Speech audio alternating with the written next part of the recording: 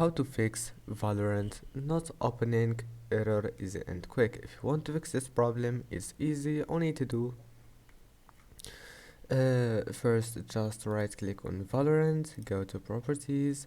After that, go to compatibility mode and select run this program in compatibility mode for Windows 7.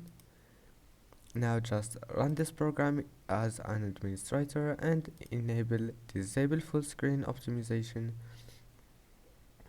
Now just click apply and then click OK, and after that just type here game mode